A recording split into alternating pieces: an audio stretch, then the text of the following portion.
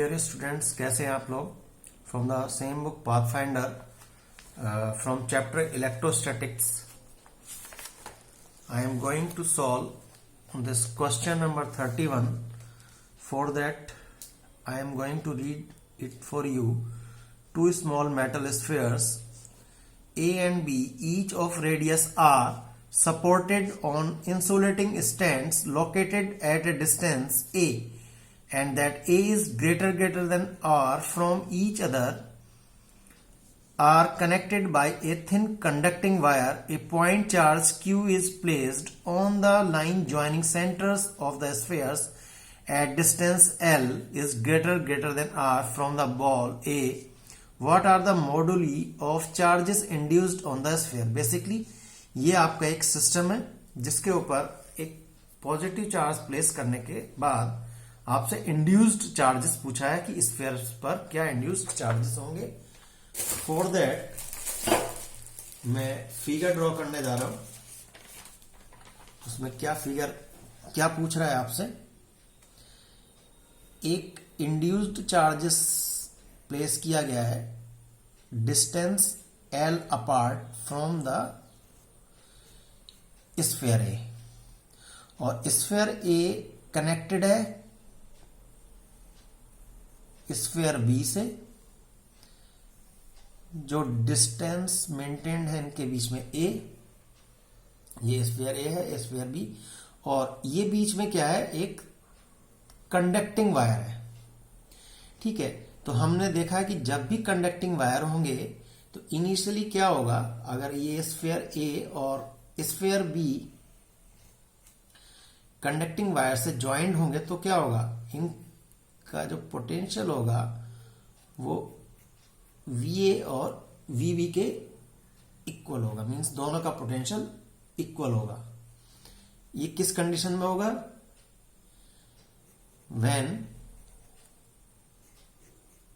spheres are connected with conducting wire means इनके बीच में एक कंडक्टिंग वायर मैं रखूं, इनको ज्वाइन करके, तो इनके बीच का जो पोटेंशियल होगा मीन्स इसका और इसका इक्वल होगा. ये कॉन्सेप्ट हम लोग यूज करेंगे इस प्रॉब्लम को सॉल्व करने के लिए. तो इसी को आगे बढ़ाते हुए इसी कॉन्सेप्ट को मैं ऐसे बोलूं कि let this QA and QB जो चार्ज हैं वो किसके ऊपर हैं? ये चार्जेस हैं किसके ऊपर? A and B. तो क्या होगा?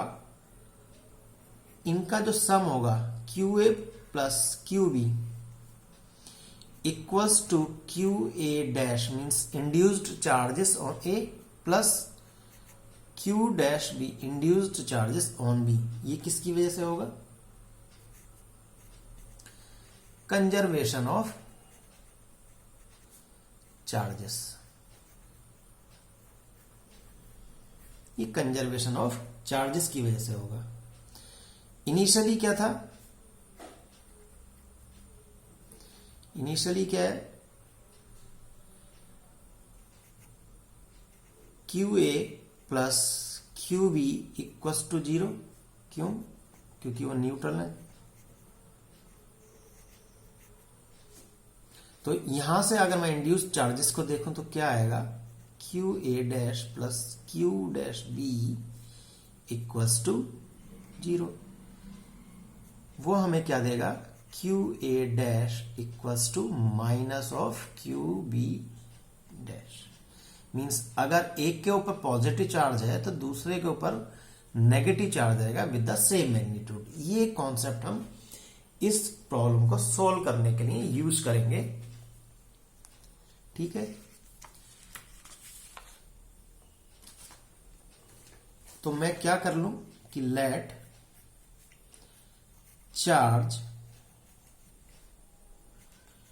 इंड्यूस ऑन ए क्या मान लो उसको, माइनस क्यू डैश। तो इसी तरह से चार्ज इंड्यूस्ड ऑन बी क्या हो जाएगा, अपोजिट हो जाएगा, क्यू डैश। हम पोटेंशियल निकालने at the sphere A and on that sphere A, इसके ऊपर क्या पोटेंशियल होगी, due to this positive charge Q and due to this sphere B and the potential itself by the sphere on the surface. ठीक है, तो उसके हिसाब से हम यहां पर पोटेंशियल VA निकालें तो क्या होगा, K minus Q dash upon R, radius R दिए, K Q upon L plus K Q dash upon A, क्योंकि डिस्टेंस A अपार्ट है। यहां पर देखिए आप, ये डिस्टेंस A अपार्ट है, ये डिस्टेंस L अपार्ट है। तो ये वाला टर्म किसकी वजह से है, ड्यू टू चार्ज B, और ये जो L टर्म है ये किसकी वजह से, पॉजिटिव चार्ज Q। ठीक है, मैं यहाँ कन्वीनियंस के लिए लिख देता हूं ताकि आपको बाद में प्रॉब्लम ना हो। Due to charge Q place at distance L। ठीक है, इसी तरीके से मैं VB भी निकाल लूं। VB क्या निकालेंगे तो क्या आएगा, Q dash upon R plus K minus Q upon A plus K Q upon L plus A। ये किसकी वजह से होगी, ड्यू टू A, और ये होगी due two plus Q charge की वजह से, जो डिस्टेंस L पर है विद फ्रॉम A। तो अगर मैं इस पर B पर लूंगा तो इस चार्ज की वजह से ये डिस्टेंस और ये डिस्टेंस मुझे ऐड करनी पड़ेगी। ठीक है, क्योंकि हमारा जो फार्मूला होता है V equals to K Q upon R। R क्या होती है, डिस्टेंस जितनी दूर पर है वो लोग, चार्जेस कितनी दूर पर है। यहां से मुझे VA इक्वल्स टू VB लगाना है, जो इनिशियली मैंने कहा था उस कॉन्सेप्ट को हम लोग यूज करेंगे।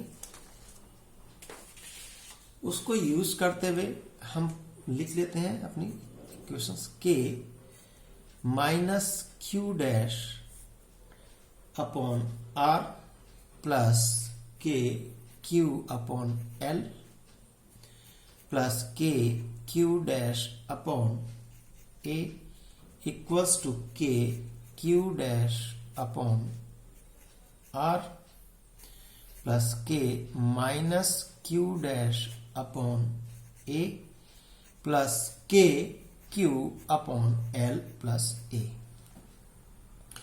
K will be cancelled out from everywhere.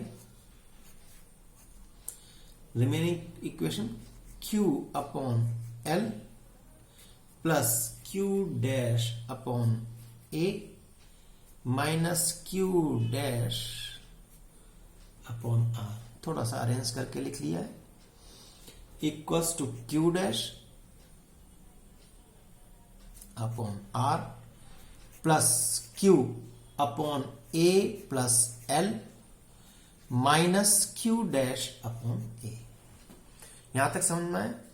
अब क्या करेंगे, ये जो जितने भी Q डैश वाले टर्म है उनको एक तरफ कर ले और इस टर्म को इस तरफ ले आए, तो क्या आएगा, K Q upon L minus Q upon A plus L equals to Q dash common ले लिया बाहर, 1 upon r minus 1 upon a minus 1 upon a plus 1 upon r। इन दोनों का आप एलसीएम ले लीजिए। एलसीएम लेने के बाद आपके पास क्या आएगा यहां पर, q डैश, ठीक है,